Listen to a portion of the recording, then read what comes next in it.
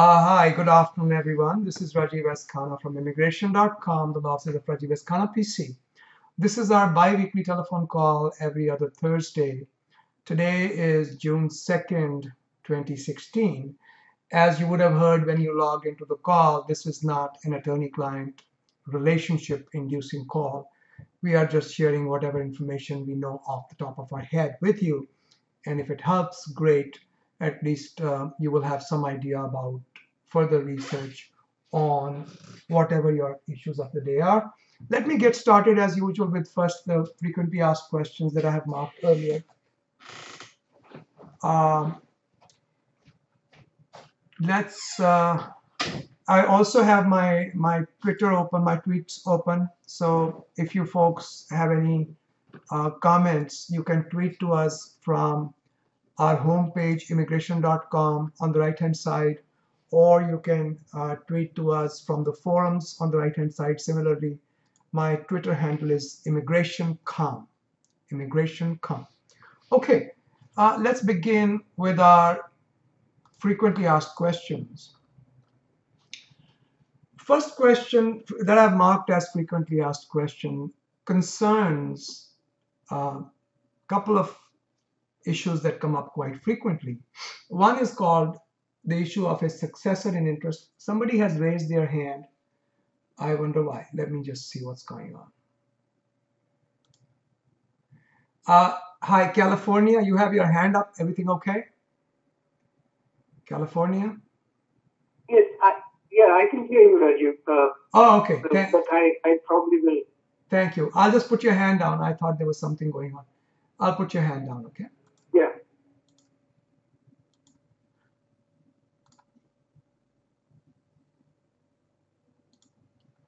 Okay, guys, for those of you who are logging in for the first time, I know at least there's one person who's logging in for the first time.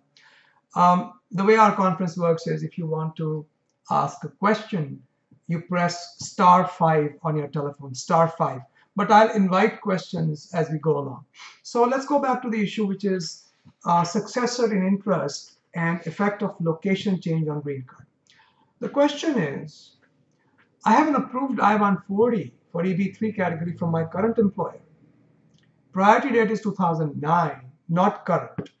Company merged with another company. The question is, if I change my job to another city in the same state, how does that play out? First of all, whenever you have a merger, acquisition, reconstitution, reorganization, any corporate change, you should always double check with your counsel. Make sure that your situation is covered under what is referred to as successor in interest doctrine. What does that doctrine say? That doctrine says if an employer is taken over and stands in the shoes of another previous employer so that the job location, salary, job description remains substantially the same, I'm paraphrasing it and I'm summarizing the information, then the employment is considered to be with a successor in interest, so it has very little effect on your green card or your H1. So that's one side of the story. Okay, there is more to it. What you've asked me are things that have some sub issues that you don't know about. First of all, when there is a successor in interest after the I-140 approval, USCIS expects you to file an I-140 amendment. Keep that in mind. Okay. Now, if on the other hand, you are covered by AC-21, which means your I-140 is approved and I-485 has been pending for 180 days, you do not have to do amendment, because then you can take recourse to AC-21 saying I have a same or similar job, whether it is same employer or a different employer or a successor in interest is irrelevant, because AC-21 allows me to do that transfer or change in job anyway. Now, if you transfer to another city when your 485 has been pending, then you have no issue. But here, we don't have a pending 485. Okay, so as a successor in interest, you probably need an I-140 amendment. You will probably not need an H-1B amendment. typically successor in interest cases, we don't need to do H-1B amendments. We just file a memo to the file, taking over the obligations of the earlier employer, and replacing them with the new employer's obligations. So that part is simple, but I think you will need an I-140 amendment. Okay.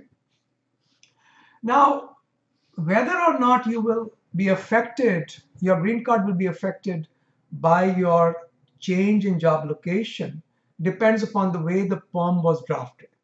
See, back in the late 80s, Department of Labor realized that we were moving into a service-based economy where job locations, especially in consulting environment, are not tied into a particular position. So they tied them to a particular employer. And they said, okay, if the job requires relocation, we consider the job to be located in the corporate headquarters. So if the perm has been drafted with that in mind, it doesn't matter how many times you change locations, your green card does not get affected. If, on the other hand, your job location has not been accommodated for, or the change in job location has not been accommodated for, then you would have a problem. There are some situations that could affect you positively and dispense with the necessity of a new green card process all over again. But normally, in cases where we are tied into a particular location, you would probably have to start the green card all over again if you change locations. Best approach is, you asked me what is the best approach, and I think one of the ways I would handle it is, because green card is a job in the future, let's say my green card is approved for location X, even though I'm moving to location Y, ultimately I want to come back to location X. And once the 485 has been filed and pending 180 days, you don't actually need to come back. As long as you had the intention to come back, you can actually move to any location and any employer anywhere with a similar job. Okay, any questions on this issue I just discussed? No new questions, please. *5. Press *5 on your phones. Okay, one question.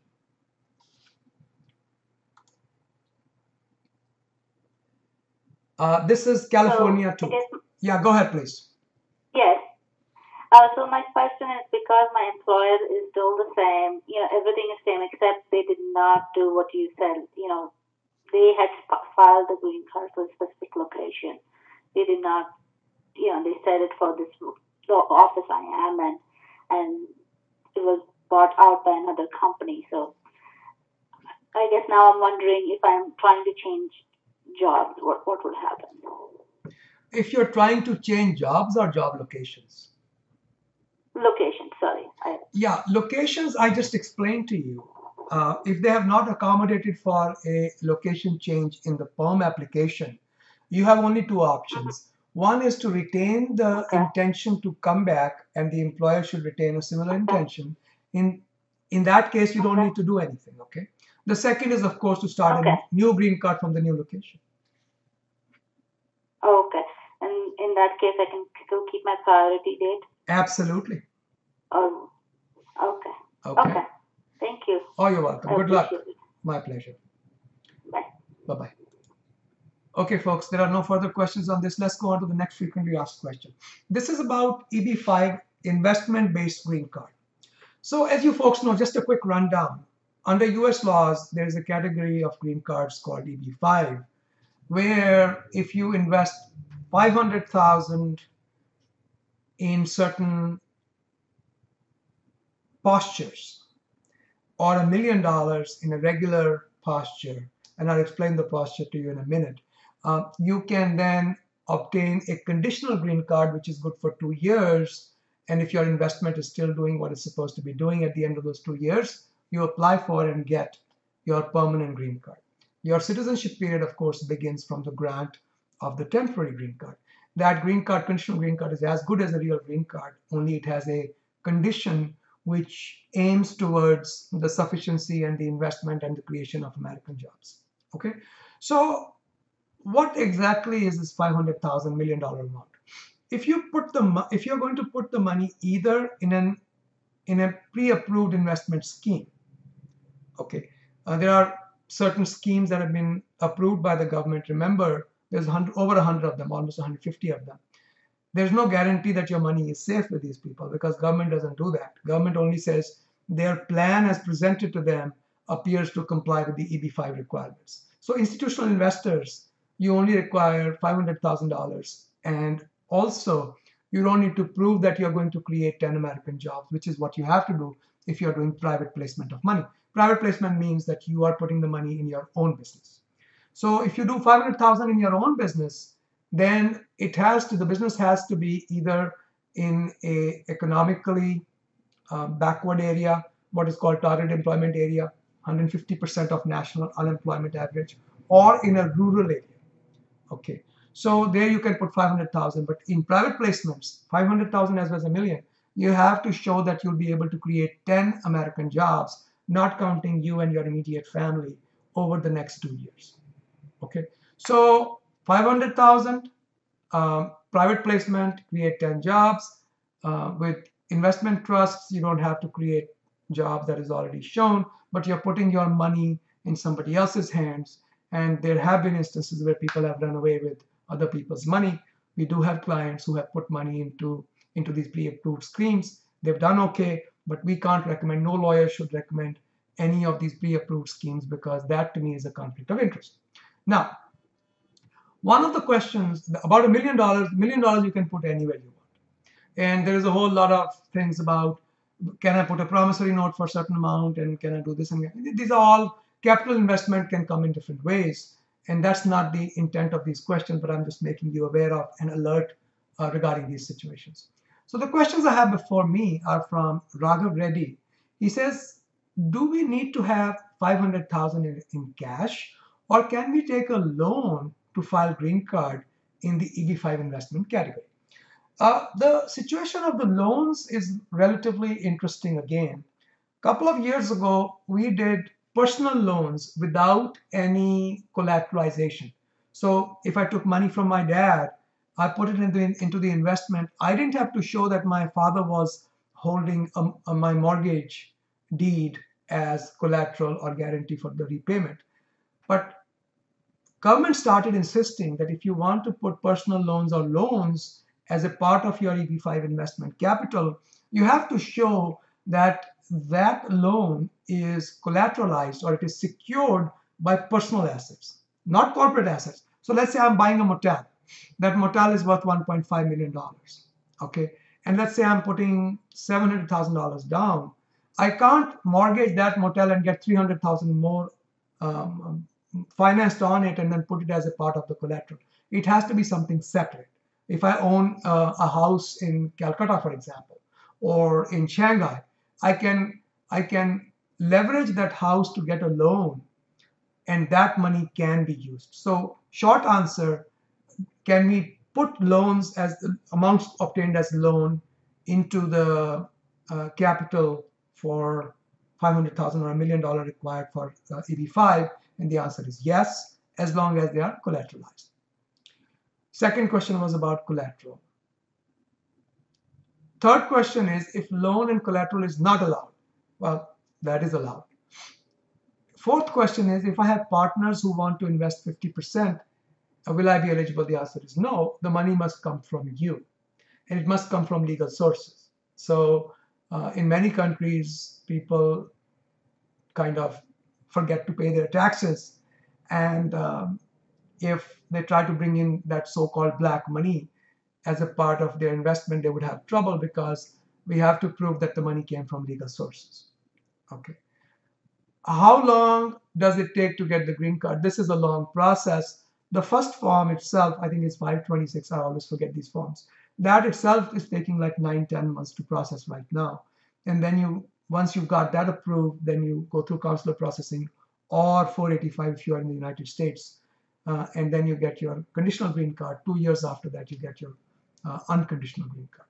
Any questions on this? *5, please. No new questions. Any questions on EB-5? Press *5 on your phone if you have a question. Okay. Let's move on to the next frequently asked question.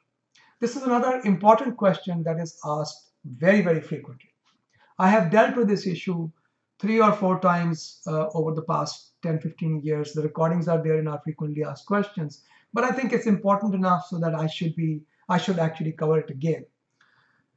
The idea of a green card through employment, whether it is EB1, except EB1A, which is not tied into a particular job, EB1, EB2, EB3. The idea is that I have a job offer which is permanent, and I have the intention to take that job on a permanent basis. Let me check my tweets while we are talking. Okay, so I have a permanent job offer. I'm accepting it with a permanent intention in mind. First issue is, what is permanent? Permanent does not mean forever. Permanent simply means that I have no intention to leave that job at any particular time. So let me give you an example. Let's say I get my I-485 approval today. But yesterday I had decided that I was going to move to another country or another job. That green card is probably questionable, because the date my green card was approved, I was planning to leave already. So that's a questionable situation. Although with AC-21, which says after 180 days of 485 pendency, I can change jobs, I think that has become much more irrelevant than it used to be. So I'm not that concerned about people leaving their jobs too early. Still, it's better to discuss your case with your lawyers and not just make a decision, since it's such an important decision. And with USCIS, their thinking changes periodically, sometimes too frequently. So it's always best to check what the current law is, okay, or the current thinking is. So the intention should be to stay at the job indefinite basis, on indefinite basis. Permanent is indefinite. Permanent does not mean forever. What if I said I intend to quit after 10 years? That's probably not permanent by the classical definition, but by common sense definition, that's permanent enough. So on the date your green card is approved, if you have the intention to remain indefinitely, then you are covered. But if 10 days later you get a much better job offer, or if your wife gets a job somewhere else, or your husband gets a job somewhere else and you have to move with them, that's okay. Okay, so that is the idea. You don't have to be, there are some misunderstandings in this field. Some people say after 6 months it's okay to leave. I think it's okay to leave after 6 hours, after 6 days. As long as we can demonstrate that the day my green card was approved, I had no intention of leaving. Any questions on this? Star 5, please. Follow-up questions only, no new questions.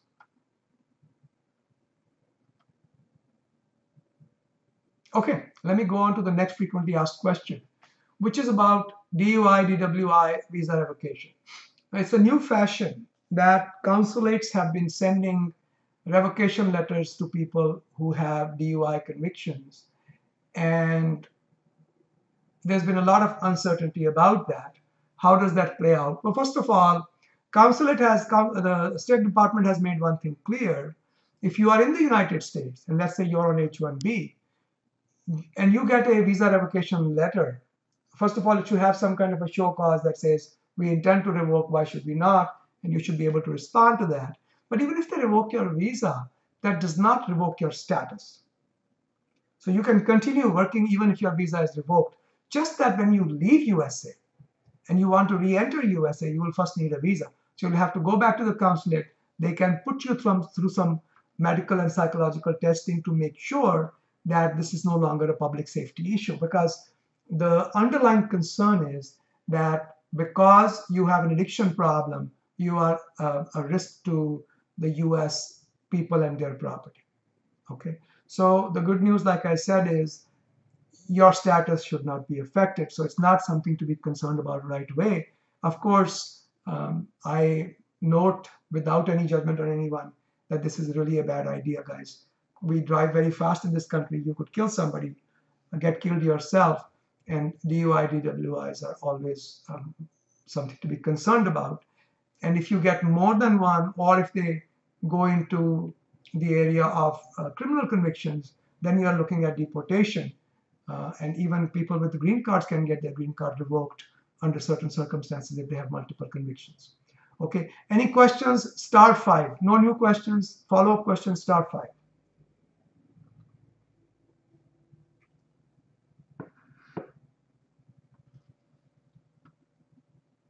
Okay, I guess they did not join the call. They said they were going to join.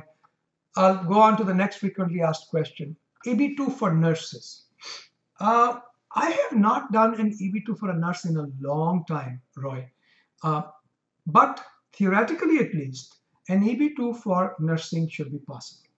We did a couple of cases for EB2 for physical therapists. Okay, now they have the same criteria. There are also Schedule A classifications where you directly file the I-140. You don't have to go through the PERM process. So we did EB2s for them. The basic idea, I think, would be the same for nurses. The idea would be that if the job, which you say is a supervisory role, requires 5 years plus of experience, 5 years or more of experience with a bachelor's degree in nursing. She has a bachelor's degree, right? You haven't mentioned that. Oh, she has a BSN. Okay, yeah. So if you have a 4-year bachelor's degree, which is equivalent to a US bachelor's degree, and 5 years of post-bachelor's progressive experience, and the job requires bachelor's plus 5, you should be able to get an EB2. I don't see why not. Press star 5 if you have a follow-up question on this, please. Star 5 on your phones. Okay, another frequently asked question, which is, what should employees do when employer gets convicted of visa fraud? This issue has come up many, many times in the last few years, and we have dealt with it from every possible angle, from the employer's angle, from the employee's angle, from helping in the criminal defense process, and as well as immigration process. So what happens is you have 100 plus employees who are in this situation.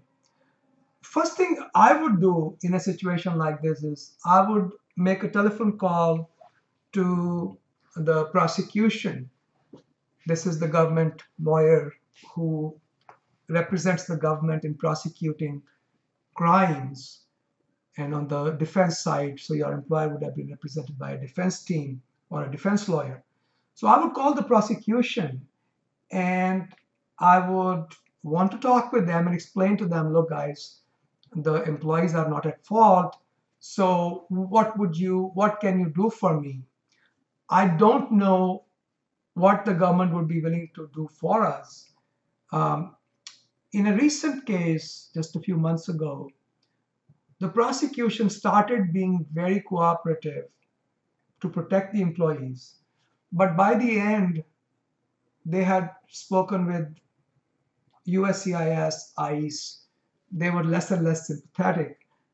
I was not able to get much done for the employees, but at least I was able to get this conversation going so that if the employees wanted to change status, they could say that their lawyer tried to approach the prosecution and the prosecution had this to say. So in other words, it kind of puts down your good faith efforts.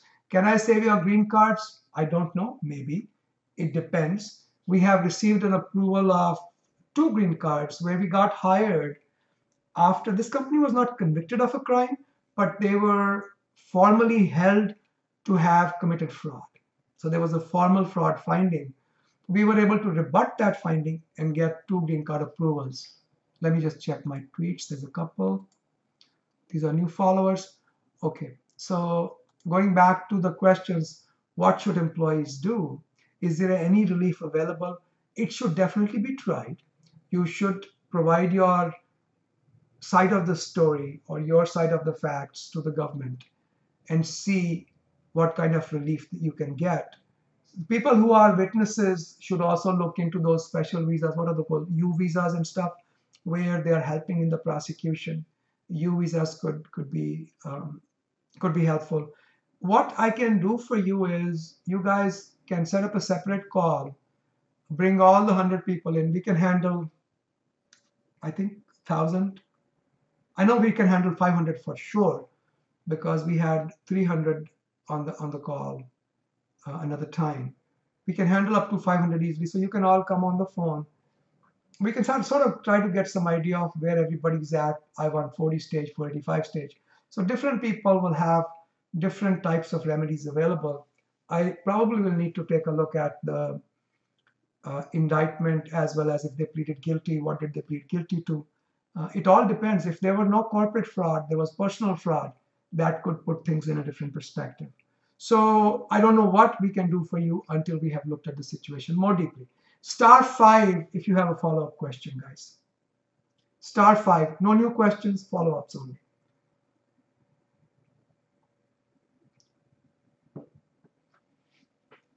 Okay. Next question, frequently asked question, and after this is the last frequently asked question. I'll start on the regular questions, and then I intend to answer new questions, okay? So H-1B and green card, where the worker is working from a home office. Is it possible? Absolutely. We do it all the time.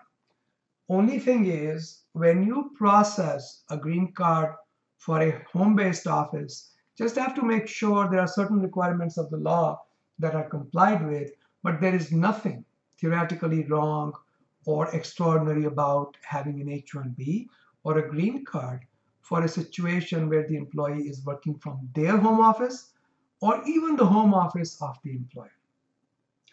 *5 if you have any questions. Mohit, if you are here, *5, guys. Anybody has any question on this? Press *5 on your phone. Okay. Let's get started with the non-frequently asked questions, the regular questions. N.K. Gokana says, I-94 is going to expire on September 19th of this year. H-1B was approved till 2018, but the problem is when I was coming back, old passport was expiring, so they gave me an I-94 for duration less. So the question is, I've renewed my passport. Do I have to go for stamping again? Or since I got new I-94 with my H-1B, that is good enough. So on December 18th, you came back. You applied for an H-1, and you got it good till Feb 2nd, 2016. Approved on Feb 2nd, 2016. H-1 is valid till 2018. Yeah, because I think you're good till 2018 because your H-1 was filed while your H-4 was still valid, and it came with an I-94 which is good till 2018. So I don't see any problem with, please double check with your lawyers. This is an important issue. You don't want to accrue unlawful presence. But from the narrative that I have from you, I don't see any problem. *5, if there's a follow-up question on this. *5. Okay. Go ahead. I can hear you. New Jersey, go ahead. Hi, Rajesh. Yes, ma'am. How are you? I'm good, thank you. How are you? Good, good, good. Yeah, actually, so I have even checked with my lawyer, so I also wanted an opinion from you as well. That's the reason I think we are good. I don't see any problem. Yes, okay. Because I came on H4, and after coming back to US, I applied for H1B. Right, I saw that. I saw that you applied for an H1 within the life of your contracted H4 that they gave you at the airport. So you applied before September, you got it, you're good till 2018 with an I-94. I don't see any problem. Okay, thank you so much. Oh, you're welcome. Good luck. Thanks. Okay, let's go on to the next one. Vamsi. 45 approved April 2016, EB1 category, wife got green card, I got green card, children, twins. Okay, when you have children 25 days before you became a permanent resident, they are entitled to a green card through you through a process called following to join. Okay, get together with your lawyers and process following to join. And you know the steps, you already know actually. You said I-824. So you have to file that. It takes time. Once the I-824 is approved, Your children's file will be created at the National Visa Center in New Hampshire. It will then be, you'll be sent certain documents, you have to fill them up, pay the fees. The file will then move to the consulate. There's another option. Under the process followed by the State Department, if the kids are coming for the first time to the United States and parents are green card holders, you should be able to get them a tourist visa.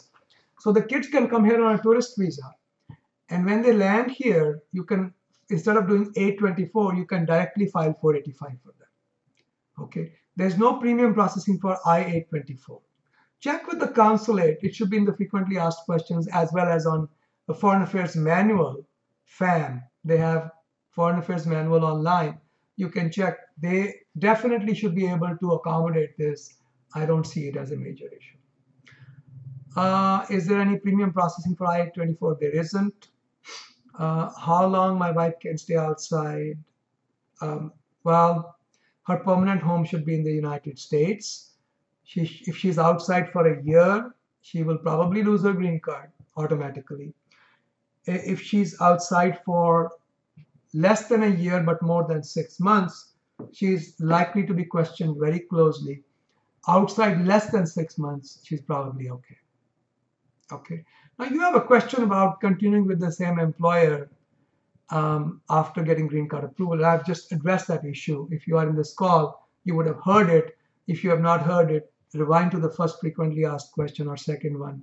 We've discussed this issue in detail. Folks, anybody has a follow-up question on this, press *5. Do me a favor. Go downstairs, tell them to turn the heat down. It's very hot here. Okay, guys, let's answer the frequently asked question. South Carolina, go ahead, please. South Carolina. Hi, thank you, Mr. Raju. This is Vamshi. Hello, Vamshi. Thanks for taking my question. Of course. I just have one follow-up on this one.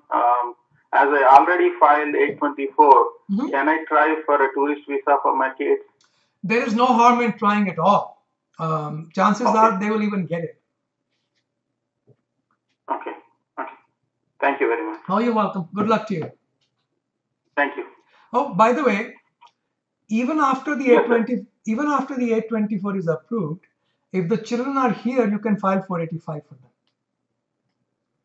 Yeah, the children are back in India. No, if they come back on a tourist visa, come here on a tourist visa, you are not stuck with the 824. You can change your mind and go into I-485.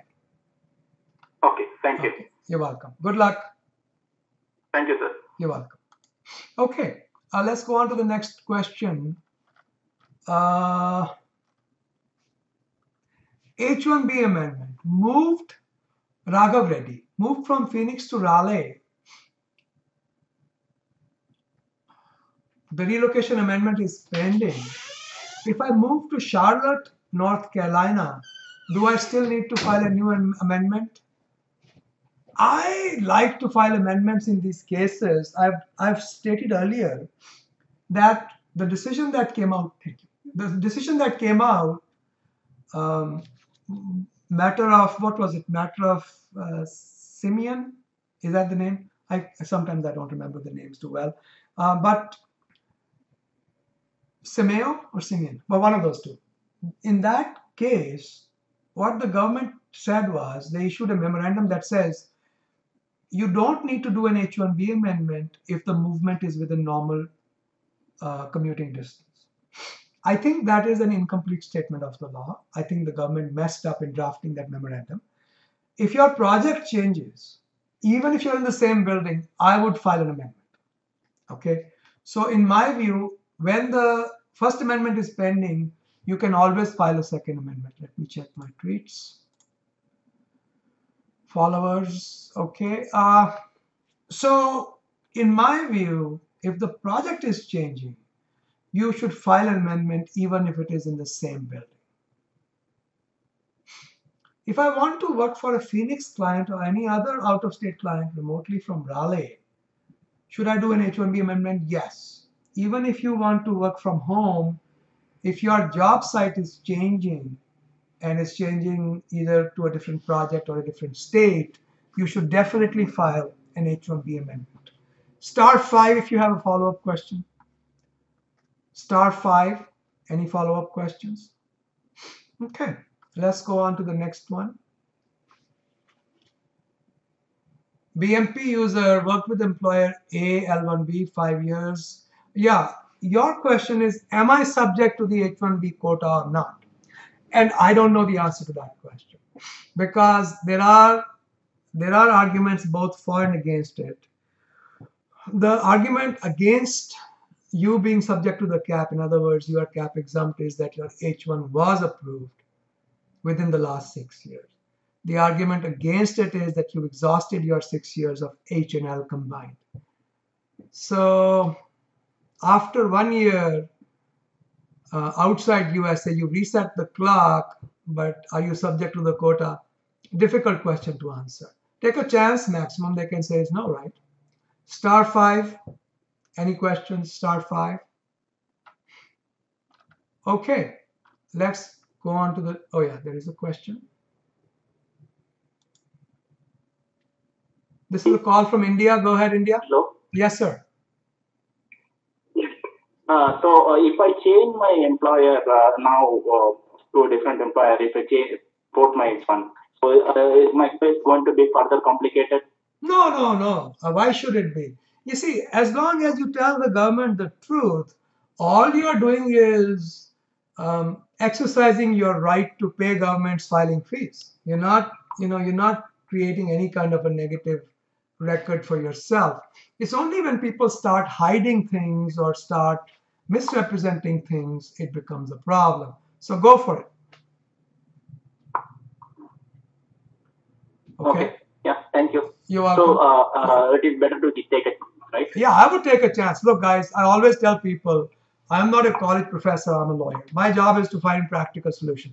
I can debate the theory of things forever, but you're not really going to get anywhere with that. It's like serving a starving person a menu rather than food. You don't need the menu, you want the food. Practical suggestion, try it, doesn't work, what the heck, so what? Okay? Yeah, thanks. You're welcome. But it doesn't affect the thing, right? It does not, as long as you're not misstating or misrepresenting anything, it does not in any way affect your future green card or H1. Okay, thank you, sir. Oh, you're welcome, sir. Good luck. Okay, I think I answered this question. Oh, let's just double check. This is India. India, I answered your question, right? There are a couple of people from India. Yeah, I had a similar question, yes. Rajiv. The thing is that I came back from US to India, and at that time I had only used up around 4 years and 6 months of my H1B. So I had about another year and 6 months left. And this was back in 2012, and I'm thinking of going back to US on an H1B, and I was wondering, can I go back on my previous H1B, or do I need to apply for a fresh one? I don't know if this is in the same ballpark. No. Yours is a much easier question to answer.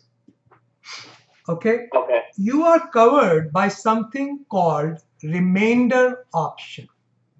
Remainder option. Okay. What does that say? Remainder option says a person like you has a choice. You can either take H1 for the remaining 1.5 years and not be subject to the quota, or you can choose to reset the clock to 6 years of H1 and be subject to the quota.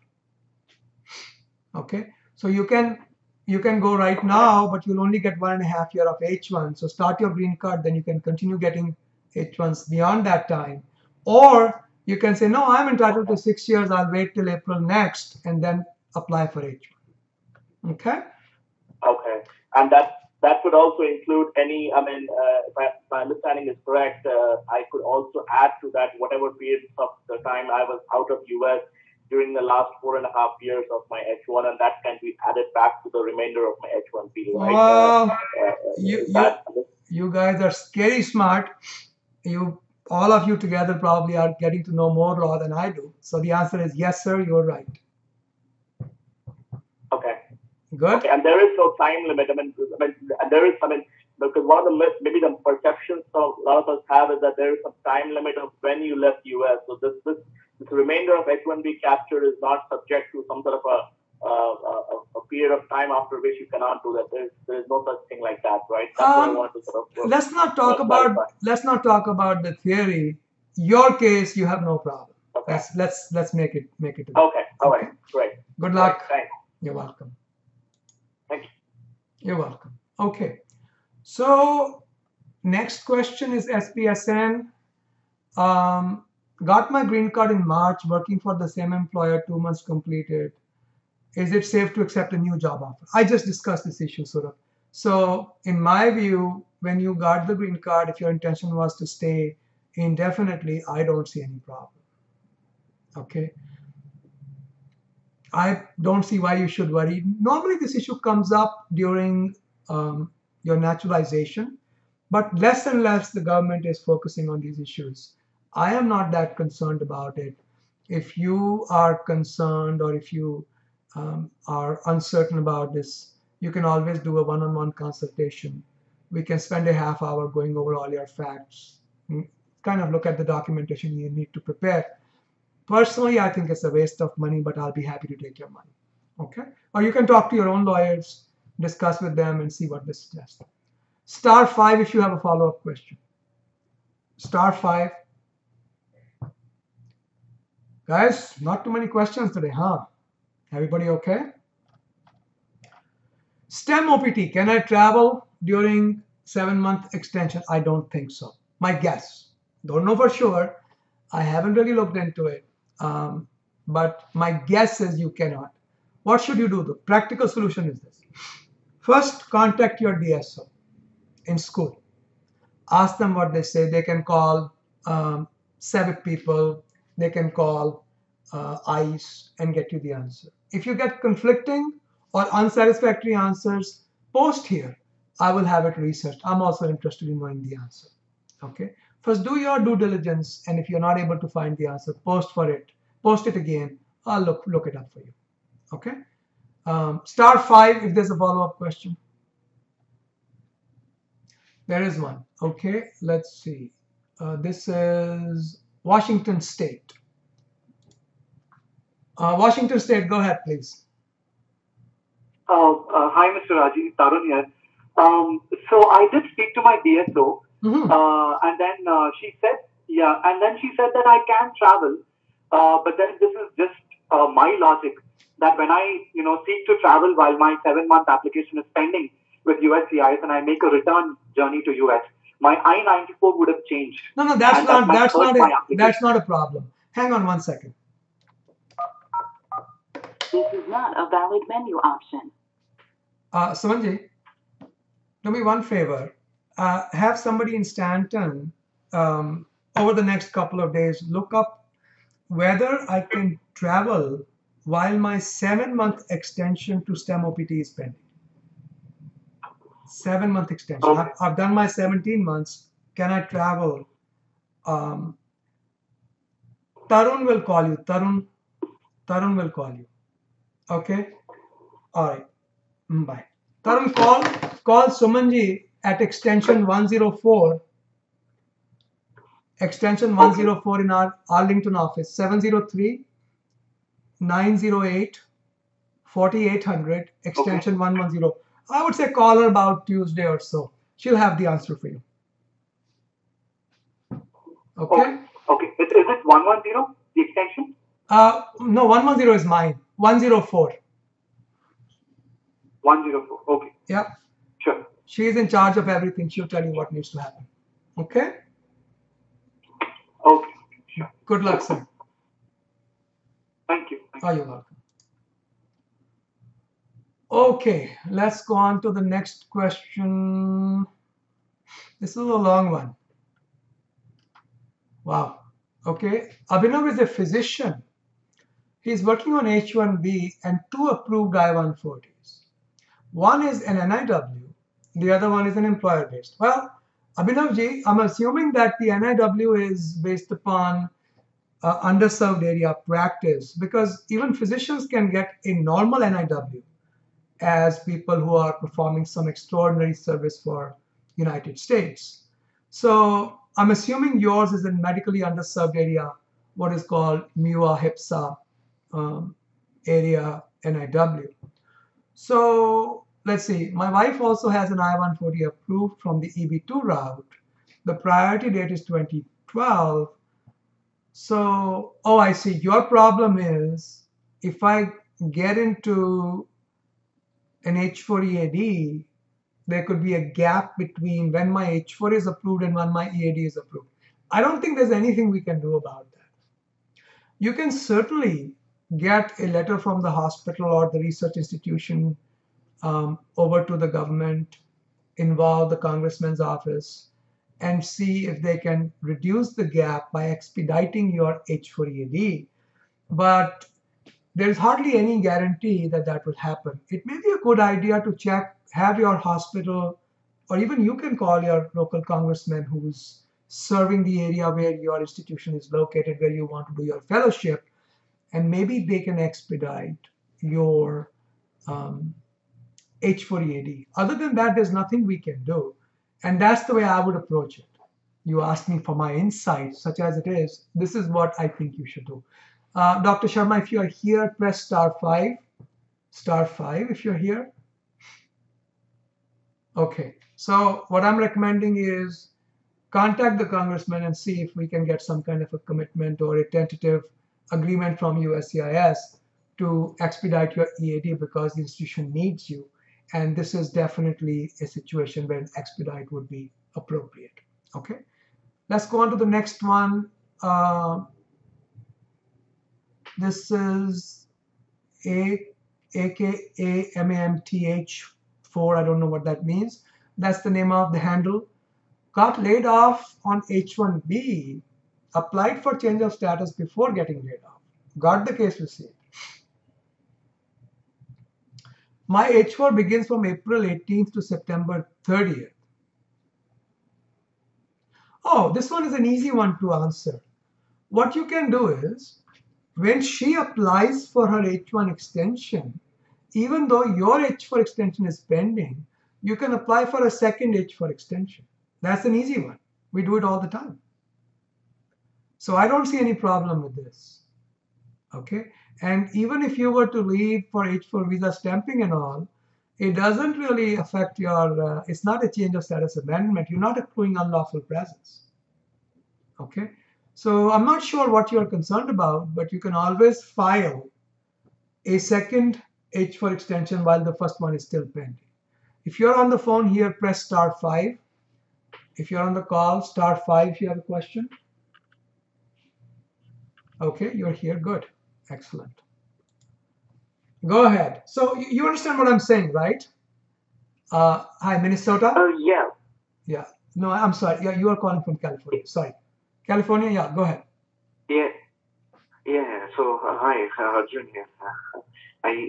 Arjun. The question which I have is here is, if by September 30, because I see that the COS is getting approved very late actually. Yeah. My stay is still. So if I leave by September 30, before I get the approval, is it considered abandonment, and is it put on my H1B time? Because currently I don't have a H4 in hand. No problem at all. No problem at all. You can leave even when the H4 is pending. 1 second. I just want to check my tweets. More followers. Thank you guys. Thanks for following. Okay. So when my change of status is timely filed, let me dissect it for you. When my change of status is timely filed, which is when I still have my old status, which was H1B. After my H1B gets kicked out, I am in what is referred to, you can write this down. I have it in my frequently asked questions. It's called authorized period of stay. When a timely filed extension or change of status is pending, you are not out of status and you are not unlawfully present. If you decide to leave while this is still pending, it does not in any way hurt your future prospects. All you did was you left the application and you went. That's absolutely your right. There is no problem with it. Okay, so this period, so I'm not on H1B nor I'm on H4, and it is not reflected on my H1B time capture at all. So whatever is my leftover H1B will remain in cap exempt period. That is what I would argue, because your H1 was over. You said they have revoked your H1, haven't they? I don't know. My last date was April 18 and I was terminated. So I just got the severance. But before that, I made sure that I filed for COS. Yeah, so I don't know whether they revoked it or not. But technically, its last paycheck is 18. I would argue for it, Arunji. I think you have a good chance, Arjunji, I should say. You have a good chance of getting that H1 period back. I don't see why they should not give it to me. Certainly worth a shot. Okay. Okay? Okay. Thank you, Raju. Thank you for all this. You're welcome, Arjun. Good luck. Okay. So just for people who've been waiting, couple of questions left and we'll start with new ones. Which one is this? Dr. Sharma. That was Arjun. Now we come to Smart Shefali. Nice handle. Smart Shefali says, my husband and I have studied and worked in the US in the past. Now we are in India, working here for the last 3-4 years. We are unsure of the rules to come back. Details are, I was on H1B for 3 years, 10 months, no green card filed, then H4 for 3 years, 8 months. Husband was on H1 from 4 years, 7 months, labor approved, I-140 approved. Okay. Labor was also filed to his second company. We traveled outside while on H1B. Husband has a B1, B2 approved. Are we exempt from the cap? Well,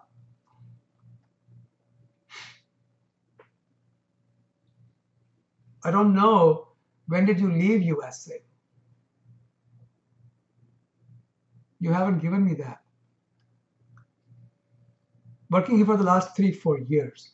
So if your H1 was approved or H1 approval falls within the last 6 years, you can in all probability be exempt from the H1 quota, and the H4 period is not counted. So you would have whatever time is left from your H1, he would have whatever time is left from his H1. In addition to that, you also have the option of being subject to the quota and getting 6 years of H1 for both of you again. Okay. So, but you can't get it without the cap. You can't have your cake and eat it too. However, if your husband, his I-140 was never revoked, he can get a 3-year H1 without subject to being subject to any quota through any employer, as long as the I-140 was not revoked. There are new regulations pending, which might come out any day. Those regulations will actually save you even more, and I think they'll cover you. They say if the I-140 remains unrevoked for 180 days and then it is revoked, the employee's right to keep getting H1 extensions remains intact. By the way, your husband will be able to carry his priority date to any future green card he processes. Okay. Star 5 if you are here. Star 5. I'll answer the rest of your questions. I'm curious if you are here in the call. You are. Okay. That's just. So this is India too. Hi. Good evening, I guess, in India. Hello. Hi, Rajiv. This was the question that my wife had put, and she could not join the call. Sure. So thanks for clarifying this point. So my question was that how do you find out? I mean, is there a way to find out like whether the I-140 was revoked or not? Is this something that is information that can be checked on the USCIS website, or what would be the process? If you have your receipt or number of a receipt number or the A number, you can try checking. Mm-hmm. It's not very reliable. Okay. I think the best thing to do is to call the employer, but even that can, if they have not revoked the I-140, your call might have them revoked. By the way, New Jersey, I see your hand up. I'll get to you in a minute. So therefore, there's no reliable way of knowing other than from the employer whether the I-140 was revoked or not. Okay. Okay. That is one of the problems with their procedures. The employees have very little access to information. Okay. What else? Okay. So that's essentially, when thanks for clarifying the earlier point that if the I-140 was already approved, one also has an option to apply for a 3-year H-1B outside the quota. That is correct. You correctly. That is, you understood me. You understood me correctly. Let me also answer your L1 related questions. You are both working in managerial positions in your company and doing business in India and USA.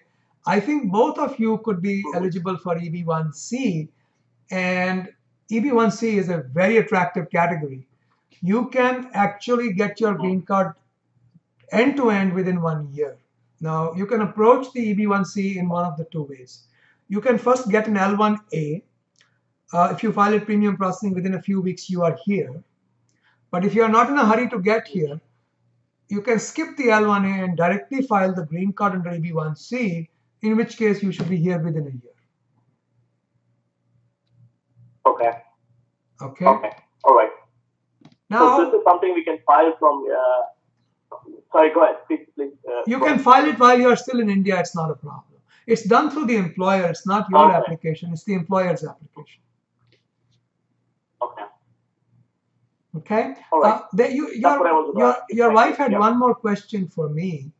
She wanted to know whether, because of your resume, you could qualify independently as EB1A. You want to send me your resume. So why don't you email it to me? I'll do that. Yeah, you can just forward it to help@immigration.com. That's my personal email.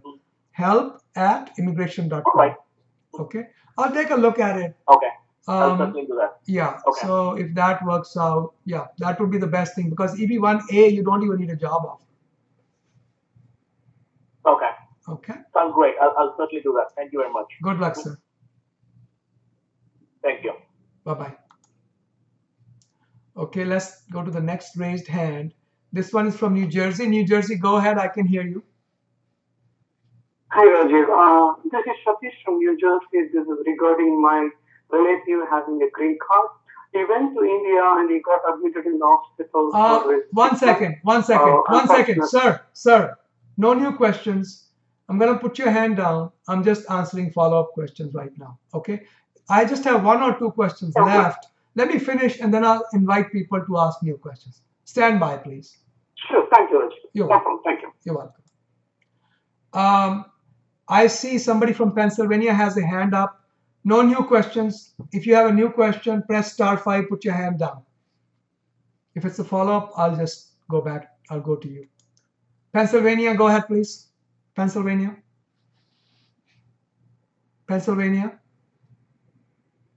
Yeah.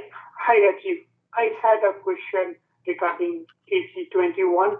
Oh, sir, excuse me, sir. No new questions. Let me finish my current questions, and then I'll invite new questions.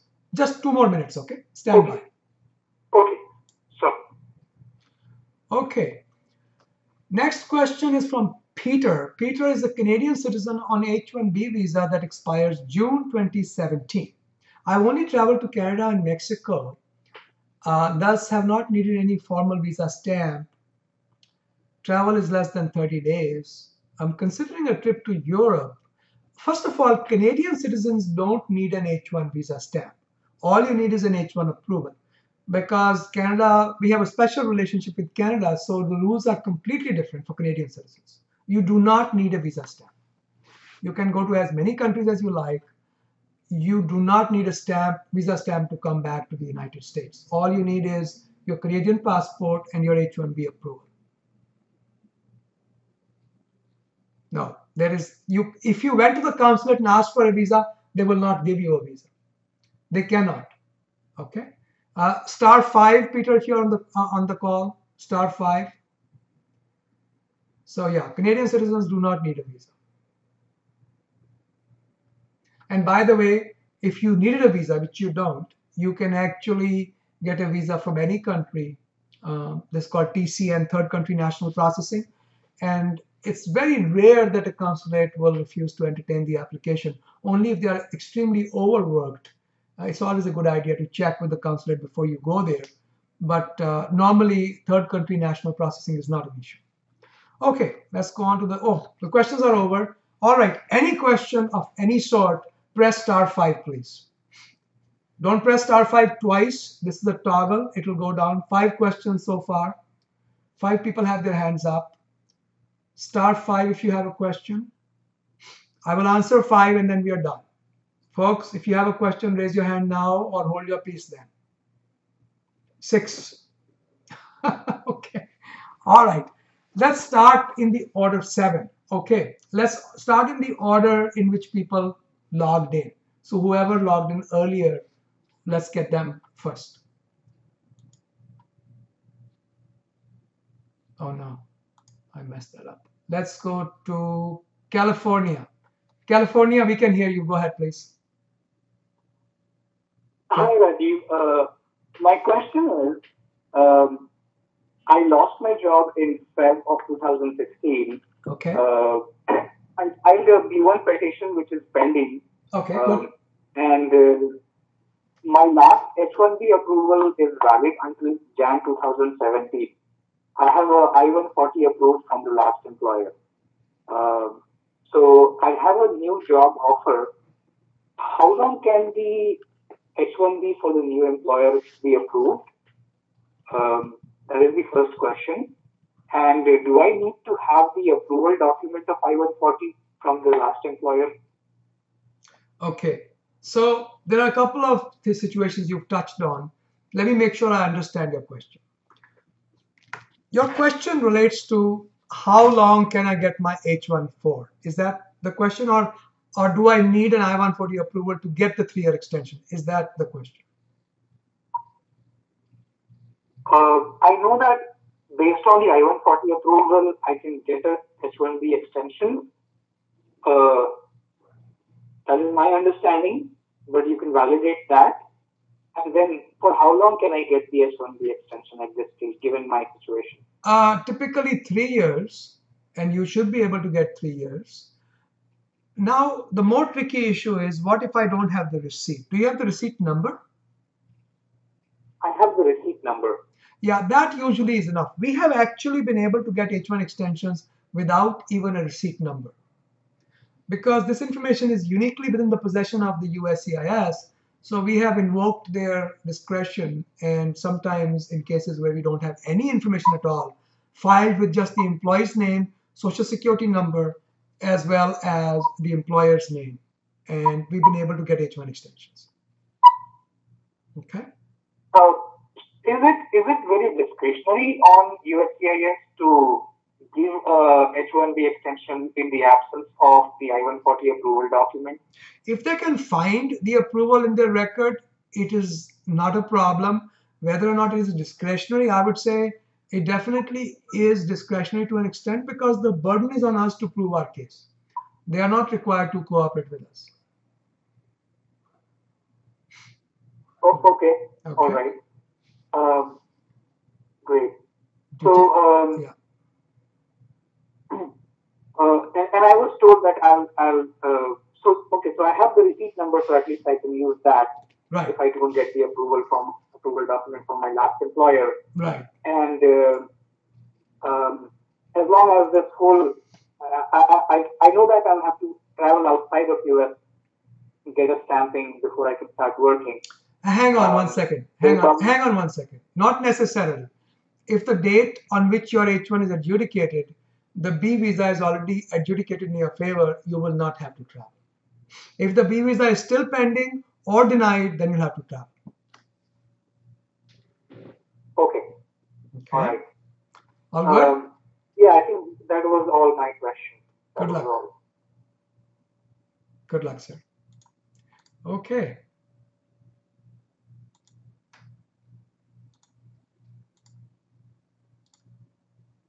Let's go to Canada. Canada, go ahead, please. Yeah, Hello, Raji. Hi. Hello, sir. Can you hear me? I can hear you fine. No problem, Tom. Go ahead. Okay. So my question is regarding H-1B. So I had H-1B approvals way back in 2006. Okay. And I worked in the university from 2006 to 2008. Okay. And then another one for a national lab from 2008 to 2011. Okay. I believe they were both CAP exempt, I guess. Yes. Sounds like it. And my question is, like, I quit my job in January 2009. Okay. Which means that I had remaining 2 years left. Okay. So I believe they are not still valid, right? Because they are more than 6 years now. Is that so? Well, there's a very interesting situation. There are a couple of issues here. First of all, because your earlier H1s were CAP exempt, it's a academic debate whether or not you are subject to the CAP, because you are subject to the CAP no matter what happens, right? So if you had CAP exempt H1s, the situation would have been more interesting, and then you probably would have been CAP exempt. Okay, because 2011 falls within the last 6 years. It's the date your H1 was approved and it's expiring, which traditionally USCIS has counted as the last 6 years, not the date on which it was approved, but the date on the period of the date on which the period of the H1 approval ends. Okay, so worth looking into. Yeah, so the end date was like February 2011. Right. Yeah. So as long as you file before February 2017, arguably you are not subject to the H1 quota, but those were H1 quota exempt H1s, so that doesn't really help you. Okay. All right. Okay, so I guess I'm a Canadian citizen now. Mm-hmm. So my options, the better option would be going on a TN status visa, or I can still try for H1B. Look, if I were you, I would get my TN, start working, and if I want to file a green card, before filing a green card, convert to H1 somewhere along the line, because TN is not compatible with a green card filing. But TN can be extended indefinitely on a 3-year basis. So you could have a TN for 30 years if you want. Okay. Okay. Okay. Good luck. Okay, and one last question is, sure, if I apply for TN visa, mm-hmm. and my wife's sister's, well, she's a U.S. citizen, and if she wants to apply for, I believe, I-130 petition for my wife, as an alien relative, will that anyway affect, because, I have applied for a TN visa? Yeah. Is there any correlation with TN does not like pending green card cases. Okay. TN is not happy about those. TN doesn't like pending green card cases. In any case, sibling citizen applying for another sibling takes 13 plus years for green card to come through. So it's really a pointless exercise. Yeah. Okay. Yeah. Okay. Thank you very much, Raji. You're welcome, sir. Okay, let's go to Minnesota. Minnesota, go ahead, please. Yes, my wife applied for a H1B extension, mm-hmm. and she also applied at the same time for H4 extensions for my 2 children. Okay. I was out of the country working in Australia at the time, so she did not file for me. Okay. Now, her H1B extension came through, but the H4 extensions for my children have been rejected. Now, she spoke with someone at USCIS. They told her that they could not find any reason why they rejected it. So they asked her to reapply. She has done that. And my question is, can my children stay in this country legally until it's in process? There is no receipt number as of now, and they have also not encashed the payment check. And the original H1B is until June 15th. So will my children be able to legally stay beyond June 15th, or do I have to take them out of the country and then bring them back once their H4 extensions come through? How old are the children? 7. One is 8 years, the other is 5 years. For the next 10 years, you don't have to worry. Only when the kids turn 18, they become subject to unlawful presence. See, even if they're out of status and they're out of status for 9 years, it's not going to hurt them. They can always get an H4 again and come back. Once they cross 18, if they are here for 6 months, they are barred for 3 years. If they are here for 1 year, they are barred for 10 years. So as a practical matter, nothing to worry about. Chill. Okay. All right. All right, sir. Good luck. So much. Good luck, sir. Thank you so much. You're welcome. Okay. Oops. We have. Let's see. All right. We have 3 more questions. This one is from New Jersey. New Jersey, go ahead, please. Yes. Hi. Can you hear me? This is Raina here. Yes, ma'am. I can hear you loud and clear. Yes. So I have a question for H4 EAD. Mm-hmm. Currently, I'm on H4 visa. My husband is on H1B. We have got the I-140 approved, H1B extension approved, and it has been 45 days. USCIS received my H4 EAD application. Mm-hmm. I have received the receipt notice. Now the situation is that I have a job offer to join in a couple of weeks. So now how can I accelerate the application, or what other options do I have to join in 2 or 3 weeks? Normally, first of all, you can't join without the EAD in hand. Okay. So that is not an option. Now, can you expedite? It doesn't hurt to try. If you get a letter from the employer stating that you're not joining would, hurt them financially or their projects would suffer, you can certainly try that. It's unlikely that you will get an expedite, ma'am. Oh. Okay. Okay. So I just have to wait. That's what. Unfortunately, yes. When dealing with USCIS, most things end up being that, just waiting. Okay. Okay. Good luck. And I have one more question. Sure. Go ahead. If I'm on if anybody who is on H4 EAD Mm-hmm. and they're working for a company, can a company file GC for that employee? Yes, ma'am. No problem at all. Okay. So if my husband has already a GC going on, so my GC will be different than his, and I have a new date for it. Yes, ma'am. You cannot inherit his date. And in a husband-wife situation, if filing 2 green cards is an option, I always advise you to file 2 green cards. It's well worth it. Okay. Okay? Okay. Yes. That's it. Yeah. Good luck, Thank you ma'am. very much. Good luck. Bye-bye. Mm-hmm. Okay, last 2 questions. This one is also from California.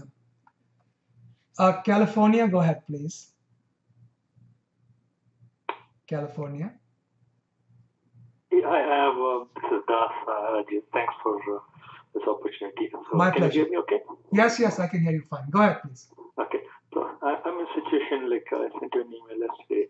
So I have filed my green card through a company which is a not-for-profit, and I got my EAD in 2012. So it's been 4 years. Now, if I have to change jobs, can I work for a for-profit company, or should I still look for a not-for-profit company?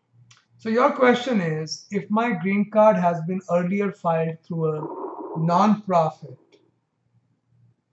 can I file a green card subsequently through a for-profit? Is that the question?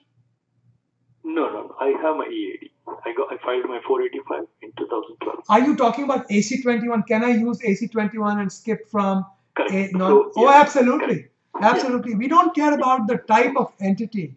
We only care about the type of job. The jobs have to be same or similar. No problem. Okay, so when you say same or similar, it should be like, I filed it in 2009, and at that time the technology was different. Now it is going to be different. So the technology is different, but the type of job, what I'm doing is the same. Is it okay? I think it's okay because I don't think government can take an objection to a situation where technologies have evolved. If I was a software engineer working on, let's say, for example, using some old technology, let's say Pascal or one of those languages that we are not using anymore. Instead, we are using Visual C++ or Java. I don't think government should take an objection to that. That's a natural progression. I wouldn't worry about it. I think you'll be okay with that. Okay, and what about the H1? So I also have I maintain my H1. So can I transfer that to a for-profit company? You cannot. Not all non-profits are quota exempt. Was your employer quota exempt? No. I came through for-profit company, and my H1 was filed. I think you should be okay. I think you should be able to transfer your H1. I don't see any problem. Okay. Cool. Okay. Thanks, Rajiv. Oh, you're welcome. Yeah. Okay. By the way, guys, I just realized there was a question which I seem to have skipped.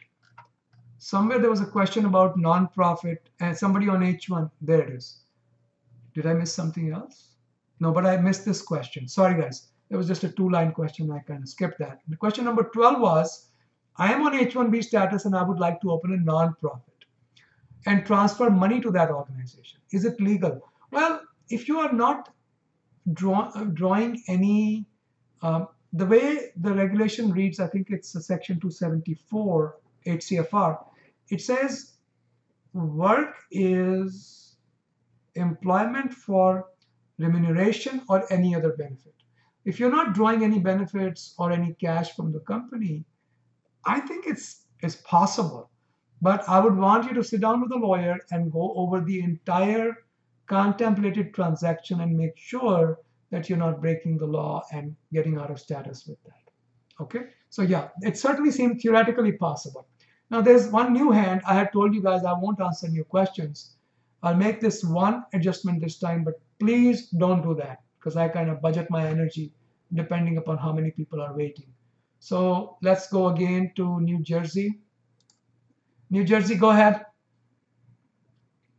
New Jersey? Hi. I can hear you. Go ahead, sir. Hi. I have a relative who is holding a green card, and he went to India for 2 years due to some treatment, and he made a re-entry using a re-entry permit visa, something like that, and he again entered into US by May 10th sometime. I cannot understand what you're saying. I'm sorry. Something is wrong with your telephone, sir. I can't understand what you're saying. Maybe get closer to the mouthpiece and speak really slowly. What I heard is this. You have a relative who used to have a green card he went out of the US for personal reasons for 2 years. I got that. After that, I don't know what you said. For the treatment, he's supposed to be there for 2 years in India. Okay. And then now he's able to re-enter this year with some re-entry permit visa. Okay. And he entered by May 10th this year. Okay. Well, hang on one second. There is a gap in the narrative. There is a gap in the story. Re-entry permit has to be obtained before you leave the US. Okay. Do you know if he obtained or at least applied for the re-entry permit before he left the United States? Okay. The reason sir, there are two different processes. One is called re-entry permit. The other one is called returning resident visa or SB1. These are two different procedures. Okay. SB1 is when you leave the country for reasons beyond your control, you end up being stuck in your home country for over a year. You've lost your green card for no fault of yours. You then go and convince the consulate to give you a returning resident permit or SB1 visa. That means it wasn't my fault. I got stuck in the situation. Consulate says, okay, fine, here's your green card back. Now, is that the situation or re-entry permit is the situation? Re-entry permit is the situation. Okay, so they took re-entry permit and they returned within the life of the re-entry permit. What happened then? Go ahead. And while he was with consul, he said once whenever he re-enters, the green card will be automatically renewed or it will be active state. So I would like to check whether it is currently active or not. I don't think there is any procedure available where you can check a green card for being active or not. There is no such procedure. Okay, how do you know? I think you should have them contact a lawyer, go over the facts of their case, and make a reasonable assessment whether or not they have any issue with their green card. But you cannot go online or any other place where the activeness or otherwise of the green card can be verified. It can't be done. Okay. Is it possible if they call USCIS to ask for? They won't know. They won't know because green card is just a piece of paper. Your conduct that affects the green card is a matter of facts. Immigration courts will determine that. The case is not before a court yet. Okay. So it's like, let me give you an example. Okay, let's say I have a driver's license and I have 3 DUIs, but I never got caught. However, one case might be pending against me. We don't know for sure. Now, all of those things cannot be verified by just looking at my driver's license. Maybe a bad example, just one case in point. By looking at the green card, you can't tell what its status is. There could be conduct that has affected that green card and it has not been reflected in the official records yet. Okay? Okay, so the only way is contacting attorney to and find out. They can make a guess and make a reasonable assessment for you whether you have a problem or not. All right? Okay. Good luck, sir. Okay, thank you. You're welcome. Okay, guys, more hands are coming up. I'm not going to do it. I have absolutely, just please don't do that. I don't know why you do that. I've been asking people, raise your hand if you have a question. And you just keep doing it at the last moment. Okay, so I don't even know who raised their hand at the last moment, but somebody did. Anyhow, okay, good. You put it down. Thank you. I appreciate that. Okay, now the last call. No, one more call after that.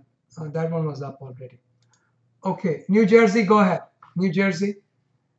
Raji, I'm the one since the beginning of asking it is, it's lowering the rise automatically. Sorry to bother you. This is a follow-up question to the gentleman who spoke just before. We both are from the same relative you're talking. He returned it through SB1, and in the port of entry, they told him your green card will be active. So now we want to know whether he will receive the green card or what do we do next? Because that can be verified. Just call USCIS customer service. I don't think they need to get a new green card. Basically, the SB1 has reinstated the green card. So I think they're fine, but I don't remember the details of the procedure. Just contact USCIS customer service. Okay, sure. Thank you, Rajesh. Thank you. Sure. Yeah, this you can verify. Okay. Thanks. Good luck, sir. Okay. So we are down to the last call, and this one is from Pennsylvania. Texas, go ahead and raise your hand. I'll answer your question anyway, even though after so many calls, you still haven't raised it. Okay, these are the last two questions, okay? Let's start with Pennsylvania. Pennsylvania, go ahead. Hi, Rajiv Sheet. I have a question regarding AC-21. Yes, sir. While I was working with my current employer, they were not able to file my green card under EB2. So another employer filed my green card under EB2. Okay. Now, after 180 days had passed, by the way, I had EB3 earlier from another company, so they quoted the date. Okay. So then I continued with my current employer after 180 days were passed and I-140 was approved. So now, is there any requirement that after quoting, I have to be with my current employer for minimum 6 months or 4 months? I have already got my green card. No, there is no such requirement. What we discussed today about green card, how soon can I leave, is the same discussion that applies to you.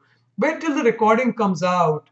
I have this issue. I see that you logged in at 1:23, pretty late in the call, so you didn't hear my entire discussion.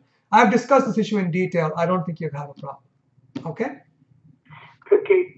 And my related question was, how do we count 180 days in case of EB3, EB2 porting? Because my I-140 was approved sometime in January, the EB2 I-140. And date porting was, I don't know what date they complete the date porting. So does it happen immediately with that?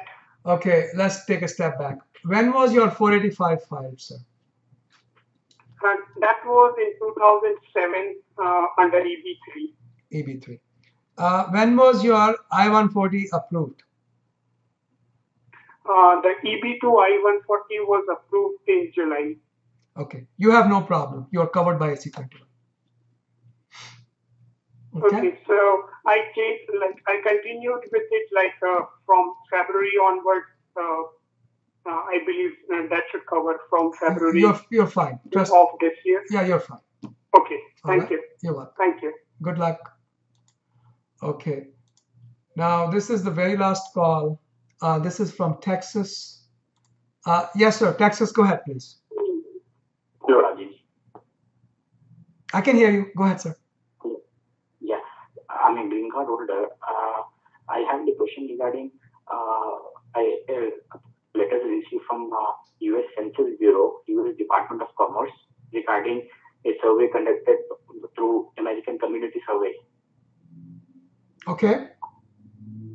So actually, the reason I'm calling you is that I got laid off from my job 1 month back, and as soon as I got laid off from my job, I applied for Medicaid for my pregnant wife, and besides Medicare, I applied for some social and welfare benefits like SNAP coupons for my wife.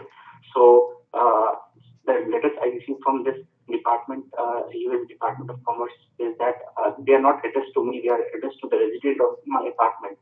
So I think is it safe to complete survey?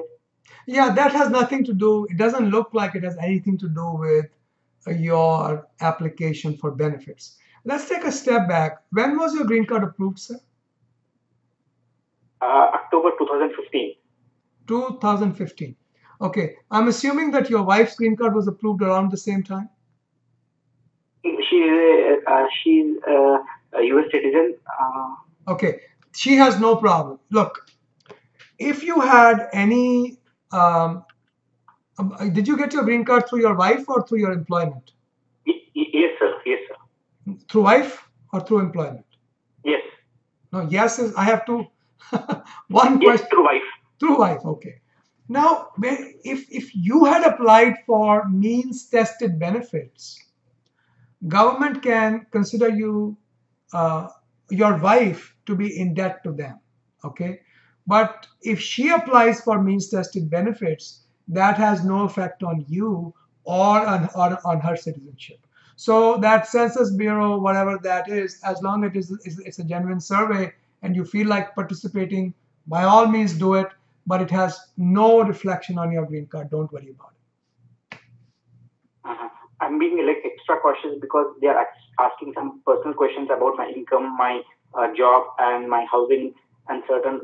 Don't do it. Don't do it. I never participate in nonsense like that. No, sir. Don't do it. And they said that the reason, the important part is that they say that I'm required by law to respond to the survey, and I can be fined for not doing so. Yeah, I'd like to see that. So that's the thing that worried me, and I gave you a call. And yeah, you can scan and send me the documents. This probably needs to be brought to the attention of the government. Sounds like a fraud of some kind. Send me that. Just scan the documents and send them to me. Okay, at your email address. Yeah, help@immigration.com. Scan them over to me. Let me take a look at them. Help@immigration.com. Yep. Okay, thank you, sir. Yeah, don't worry. This sounds like nonsense to me. Yeah. Okay. But I searched online about it. It doesn't seem to be a scam, sir. Many like NBC News has also posted such kind of news. Yeah, this is a fraud email, a fraud letter. In fact, I might even publish it to the web just to warn people. I'll remove your information from it. Warn people that this kind of junk shouldn't be responded to. It's just fraud. I'll take a look at it. But because I'm being okay. I'm being a little cautious because I will have to file for my naturalization at the end of like another 2.5 years. Don't worry. Don't worry. There's no issue here. Just scan it over to me. I'll take a look. All right? Okay. Thank you. My pleasure. Guys, as always, I enjoy talking with you, and I'll see you next Thursday in a couple of weeks. I thank you all for giving us the opportunity to hang out with you. Bye-bye. Every other Thursday at 12:30 p.m. Eastern Standard Time, we host free community conference calls. Everybody is welcome to join. Some people post questions ahead of time. You can take membership in our forums. All of the details are there on our website, immigration.com. You can take membership ahead of time, and it's instantaneous. It happens right away. And post your questions beforehand, or you can just log in. The phone number and all are provided: 202-800-8394, 12:30 Eastern Standard Time, every other Thursday. We have free apps for both Apple iOS platform for your iPhones and iPads, as well as for Android. Just look for immigration.com, the period dot, and the application should show up.